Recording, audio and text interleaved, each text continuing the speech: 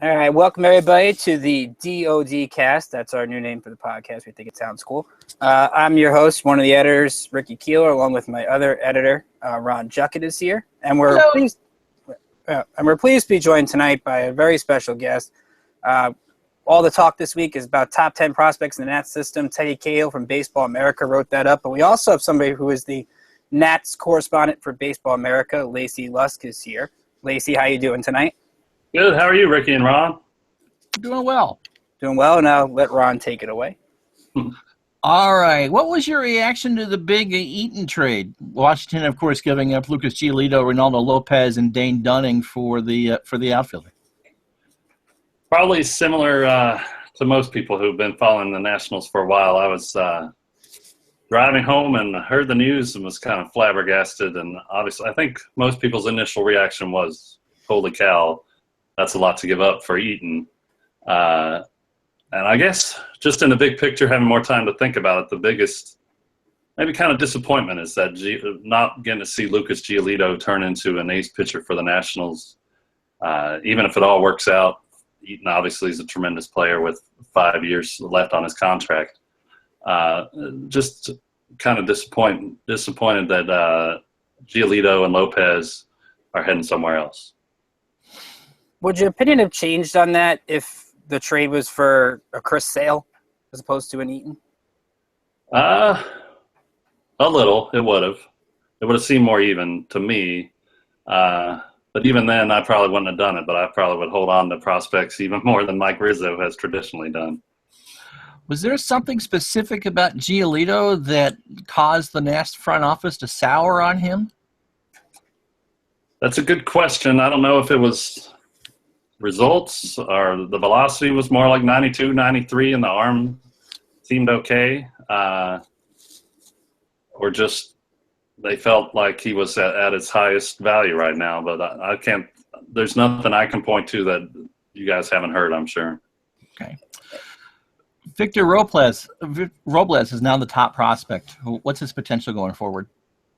He's just obviously terrific defensively. To watch him on a nightly basis in Hagerstown and Potomac this past year was just a lot of fun, obviously, to see what he can track down.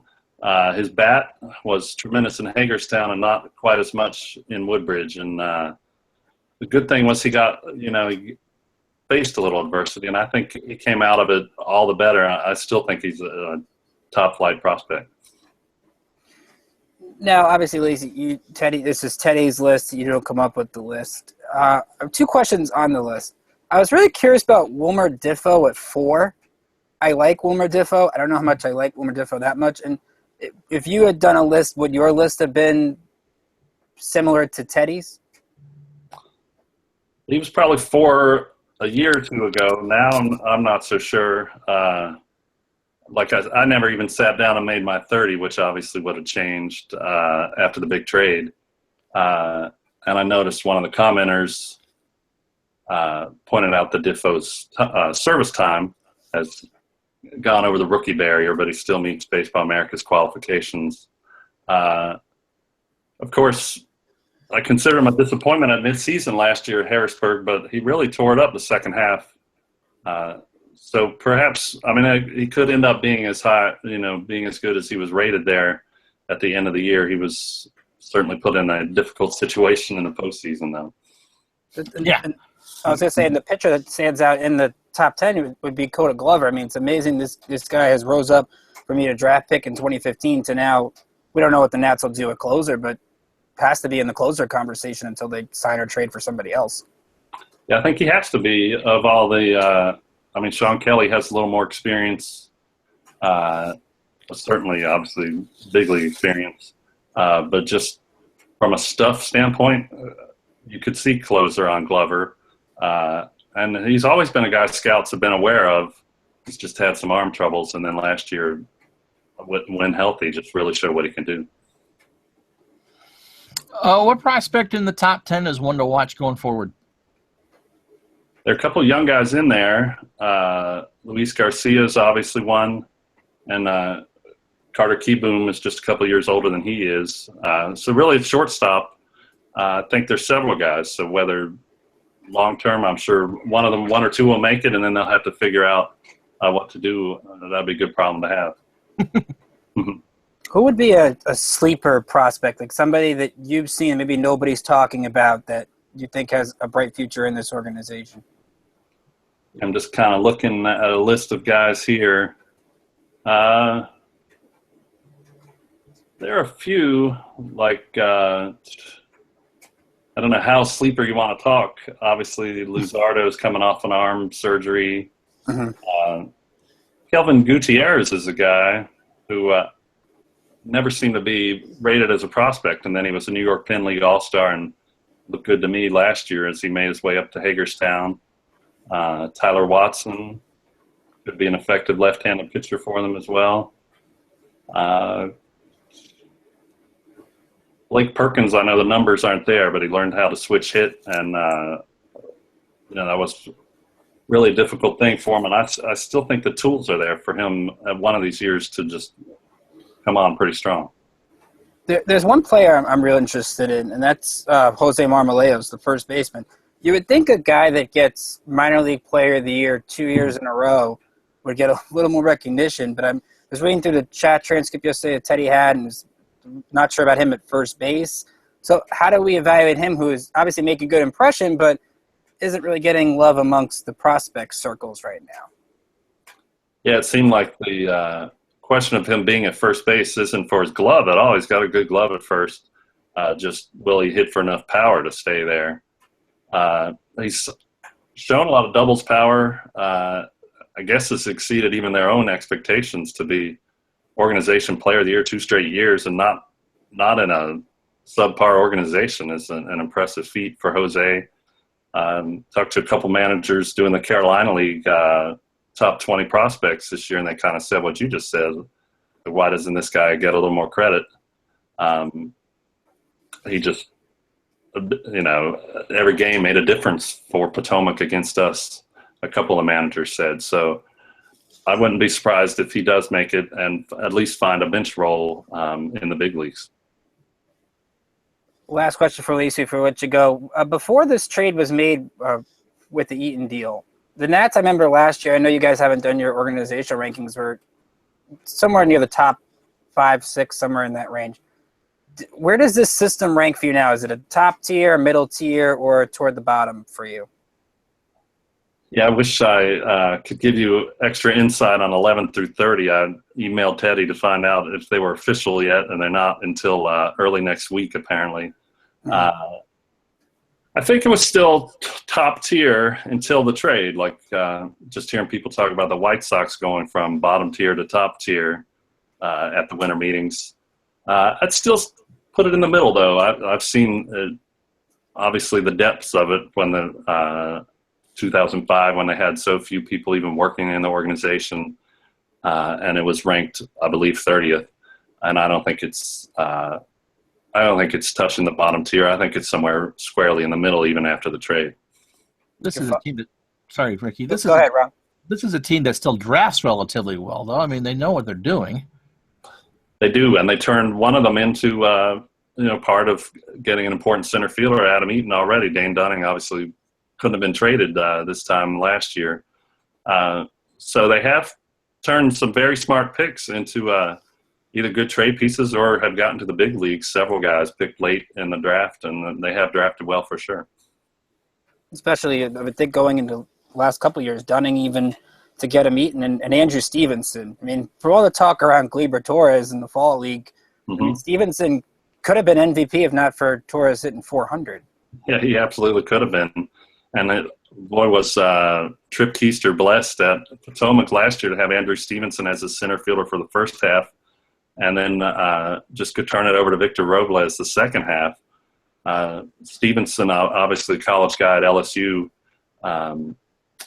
the ceiling may not be what Robles is, but he's certainly showed in the Arizona Fall League that he's a prospect.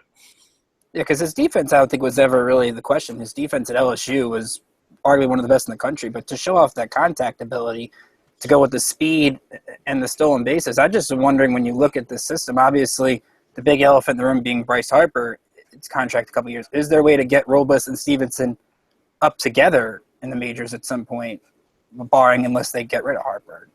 Sure. I think if those guys keep playing well in the high minors, it would make them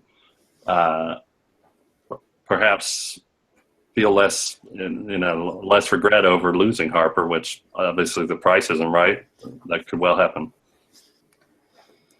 You can follow Lacy on Twitter at Lacy Lusk BA. I think I got that right. Yep, at Lacy Lusk BA. Lacy, again, thanks for joining us. Happy holidays to you and your family, and we'll talk again real soon. Thanks for the time. Thanks so much, guys. Great talking to you. Thanks, Lacy. All right, of course, the big news this week, Ricky, was that the Nationals weren't able to land a closer through free agency. Kenley Jansen decided to stay with the comfort in another 5-year deal with Los Angeles. Why can't we get anyone to sign here? We asked that. I know you weren't here, Ron, last year, but myself and my former co-editor Pablo Roa used to ask the same question last offseason. We were wondering, with Jason Hayward not coming, which blessing in disguise it looks like right now. And we had a Cespedes last year. Well, I don't know how big they were on Cespedes this year, so I'll throw Cespedes only in last year's category. I don't blame them with Jansen. We can get into the big issue of why they don't, I'm sure, either now or later shows. But Ken Rosenthal, I think, had a report that the deferrals were only for year 5.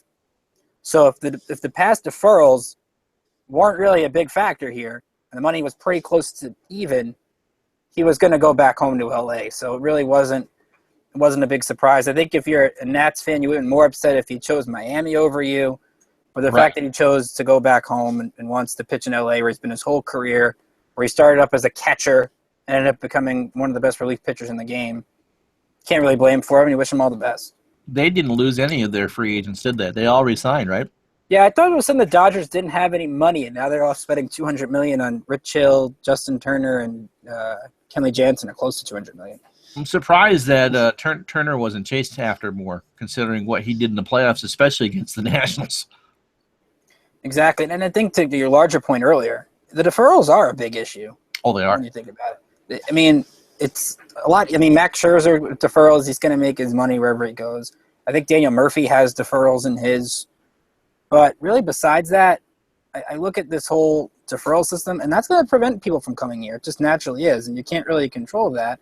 But I don't think there's really worry. People do want to play here. Like, I understand last year with the whole Matt Williams-Papelbon thing, people want to play for Dusty Baker. So I don't really see the problem this year compared to last year.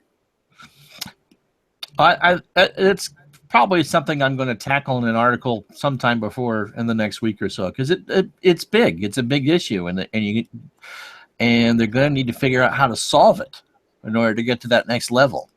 I know we've talked several times about, yes, this is a roster that can win a World Series, but until people in the industry are convinced that Washington is a place to do that, it's just not going to happen. No, absolutely not. And it begs the question now, where do they go from here? And we had a couple of people write articles on this. Matt Wayrich wrote on it during the winter meetings, of course, with Chapman and Jansen off the board now. We had Robbie Chatakos earlier this week on the site. So where do the Nats go from here, Ron, in your opinion, for a closer? Well, I still, Greg Holland is still out there, and it depends, I would think, on what he wants for, I think they wanted a 2-year deal for him, or Scott Boras wants a 2-year deal for him. And it really comes down to, can they agree on incentives to give him probably the $9 or $10 million that he wants if he can hit certain levels of saves in innings pitched. Yeah, Holland is the real wild card in here, because I think the only question with him is how you control his innings if you do sign him. Because I think year 1 coming off of the Tommy John, can you pitch him more than 2 days in a row?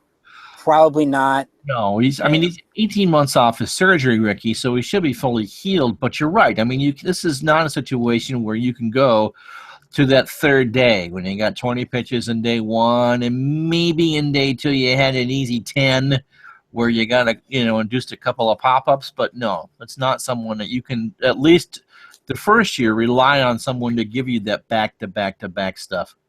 And if you do sign Greg Holland, I think the other question would be, do you go out and add a Ziegler and a Neftali Felice, one of these left-handed relievers, as like a supplemental guy? Well, they have the money to go out and do that, Ricky. Even Mm-hmm. because I can't imagine that Holland is going to cost double digits a year in millions. So you have the money, unless you chase after a Matt Wieters to catch, you have the flexibility to do that. Should they do it? Ziegler pitched for the Red Sox. He doesn't throw that hard, which is kind of one of those things that you expect your closers to go out there and pound at 97, 98 miles an hour. And Ziegler is a guy that throws in the low 90s and pitches to contact. I wrote today about Blake Trinan possibly being the closer, and there's a lot. He throws hard. He throws 95, works a good slider in there, but he walks 4.2 a game. Exactly. The walks are always an issue with Trinan. He obviously also, I think, he looked against left-handed hitters was a big issue. Seems he kind of fixed that last year with the way he just all of a sudden he came in, was like the guy who came in always got the big double play when needed to. I think that's what's going to matter in this situation. We talked about Sean Kelly, at least Lacy did, as a reliever who got hot at the end of last year, has the closer experience from with the Nationals when Papelbon got hurt last year, and is a big reliever. But I think Glover is the wild card. We saw it at Winterfest. Glover revealed he had a torn labrum in his hip, which is definitely not easy to pitch with. And if looking at him early on in the season, he's got a really good fastball, a nasty slider, which I looked it up for our top 10 prospects list. Brooks Baseball had the number that Glover in the month of August, teams hit 133 against the slider with 9 strikeouts. So you throw a late 90s fastball, that kind of slider, when Trinan has that with the sink on his fastball. Right. Glover's kind of the whole wild card, and how Dusty and Mike Maddox decided to use him this year. Well, the key is, the first week or first couple of weeks of spring training games, watch who's pitching the 4th inning. Because that's where your closer goes, because that's their last chance to, usually before major league batters leave the game and you get to the number 87s or 95s or what have you. So watch what happens in that 3rd or 4th inning, the first couple of weeks of spring training, and you should have a good idea. I don't think they're going to go into the season, though, without signing somebody. Who it is another question, but I just don't see it. Now our trade's off the board because we have David Robertson apparently not going to White Sox Winterfest this weekend, so it makes you wonder what's going on with the David Robertson camp. And you also still have Alex Colomé out there. Now I know Peter Gammons had tweeted, I think it was a couple of days ago, that the Mets had called the Rays about Alex Colomé, and the Rays wanted Ahmed Rosario, who, if you're not familiar with him, he's one of their top infield prospects, and Michael Conforto. Yeah, that's not happening. So you're not getting Alex Colomé with 5, or Michael Conforto, not Michael Conforto. Well, but still, 5 years of Colomé is a lot, and I don't think you have the depth to do it. But I'm not sure. Colomé, to me, after 1 year closer experience, I'm a little bit hesitant to give up that kind of a high price tag. Well, and most of the people that you would have moved in a deal were moved in the Eaton deal to begin with. Mm-hmm. So if you're going to go through and talk about who's, could you possibly do another deal? I mean, you're gonna weaken yourself more to do it, especially when there are lower risk options on the free agent market. Is the David Robertson deal off the board for you now? I would, unless they were to take some major league people back.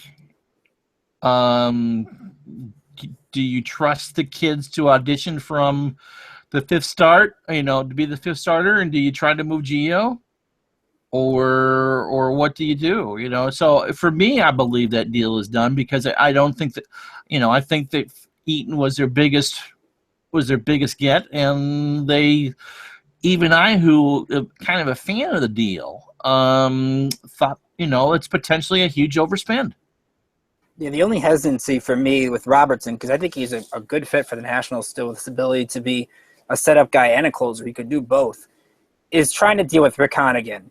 Because Rick Hahn's going to try to take all your prospects, taking all the Red Sox top prospects with Moncada and Kopech, took your top prospects, wouldn't include Robertson in the Eaton deal, and now you're going to give up more top prospects for David Robertson.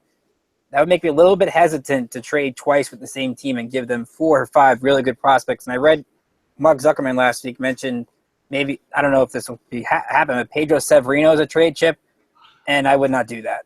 Why would you do that? I mean, you're setting him up with Derek Norris to compete for the job for opening day. If they really think that Severino is not ready, then you would have heard more about Wieters. What do you think? But the interesting thing on Wieters now is Wellington Castillo signed with the Orioles today with a 1-year deal and a player option for year 2. So now the Orioles are out on Wieters. And there seems to be less suitors for Matt Wieters than we originally thought. So they're running out. He's running out of spots. Well, him and Edward and Carcione aren't going to be going hungry on Christmas. I highly doubt that one. So he'll find a home, I'm sure, and we'll see what happens from there. The other big trade news before we end our DoDCast or our DoDCast, that's a cool name, by the way. Danny Espinosa last Saturday, there were the reports where Castillo he didn't like his role and didn't go to Winterfest. Well, now he's with the Angels, traded for 2 right-handed pitching prospects. One of them being somebody who you'll see my interview with coming up later in the week on District on Deck, Austin Adams. I know, Ron, you were not a big fan of the Espinosa deal. You didn't like the return they got back for him. Well, they got a reliever and they got a starter for him, and I believe these were barely top 20s in the Angels system. And Espinosa is still a 20 home run hitter with the potential Gold Glove defense. Yes, he strikes out a metric ton. And he's not the world's best hitter, but he should have, in my view, brought in more than 2 middling prospects. He's not worth a blue chipper, but you would have thought that they could have addressed some of their issues, maybe a back-end starter or another bench piece or whatever. I'm happy that Danny's going to be the second baseman for Los Angeles next year. He should have brought in my view, just a little bit more than 2 white chips as opposed to blue chips. Yeah, I'm imagining that infield defense with Espinosa and Angelton Simmons as the double play combo. That's pretty good defensively if you're the Angels. So they did good there. The other pitching prospect, by the way, being Kyle McGowan, who is as Ron said, a starter who was a AAA Salt Lake last year. Adams, a reliever who was mostly a AA last season, but Arkansas has good stuff. Ended the year on a good note, 0.77 ERA in the second half at AA. McGowan, you can't really go off the ERA because PCL, which is Pacific Coast ERAs, are high. He was second, I believe, in strikeouts on his team, if I remember correctly. So McGowan definitely, and he was a top 20 prospect in the MLB pipeline. But the problem you deal with the Angels is their farm system, arguably one of the worst in the league. Right. So they don't have those blue chippers that you would be hoping for. Like when you'll see Baseball America's organizational stuff coming out, the Angels are going to be near the bottom in all likelihood. Absolutely.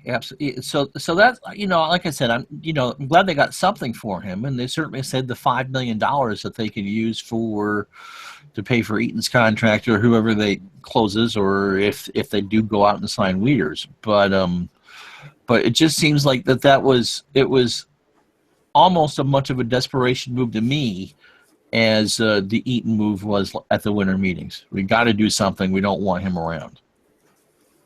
So how excited should fans be about Trey Turner now as the everyday shortstop there? It's what people wanted. We would talk about it on social media, specifically on Twitter. I mean, the Danny Espinosa experiment was done, and so was the Ben Revere experiment. I mean, these were people that the fans were ready to move on, and so Turner at short is what they wanted. And if he can match, if he can be okay at short, it'll be fine. But there's going to be a lot of pressure on him now, Ricky, because now he's in a settled position. You can kind of take the outfielders like Dice and kind of spread them around how they want, whether it's Harper in center and Eaton right, or Eaton in center, who's not as good as he is in right field or whatever. But this is what people wanted, and now Turner's going to have to come back after this monumental year and perform. He's also going to perform with a glove, or else the natives are going to get pretty restless in a hurry. Yeah, that Trey Turner-Daniel Murphy double play combination isn't the greatest defensively. Turner is not bad defensively from all accounts in the minor leagues. Pretty good at the shortstop position. But Murphy's second base fielding, while it's a little bit better, is not what you're looking for. So that's going to be something to watch. And it also enhances the need to bring back a guy like Stephen Drew, who the Angels showed interest in before they traded for Espinoza. And now you have the case with Drew. There's not really a lot of suitors left. And I think they need that veteran utility player. As decent as Wilmer Diffo is, they need a veteran that can play all those positions. And Stephen Drew seems to make sense. Well, it also can benefit if Drew plays second and Murphy can spell Zimmerman at first. Because I'm not sure that Zimmerman is going to, it's not going to play 162 anymore in his career. If you can get him to do between 125 and 140, look, if you could spell him once or twice a week and play Drew at second, that's good, only going to help. Absolutely. So before we wrap up the show, I want to say you can follow us on Twitter at District on Deck. Again, me and Ron are the site experts here on the site for part of the Fansided family. So we also encourage you to follow Fansided as well. You can follow me on Twitter at Rickinator555. And Ron, how can they follow you on Twitter? It's my name, Ron Juckett. You can follow at Ron Juckett. That's Ron's Twitter account. We're always here interacting with you guys. So if you have any questions for any future DoDCasts that we do, feel free to send this over either to at District on Deck, at Ron Juckett, at Rickinator555. We also want to thank Lacy Lusk from Baseball America for joining us, providing us with some great insight. You can also find their top 10 list done by Teddy Cahill on baseballamerica.com. You can find my top 10 list over on districtondeck.com. Had a little fun with that. So mine a little different from Baseball America. So you can see how I rank the prospects. I can't do without the people that helped me out from Hagerstown, Harrisburg, Potomac, Syracuse. Lacey helped me out with Potomac for a year in review. Thank him for that as well. And I'm not sure if we're going to be back next week. If we're not back next week, everybody have a happy holidays. Enjoy the time with your families. Maybe we'll see you back here at some point before the new year starts. Happy holidays.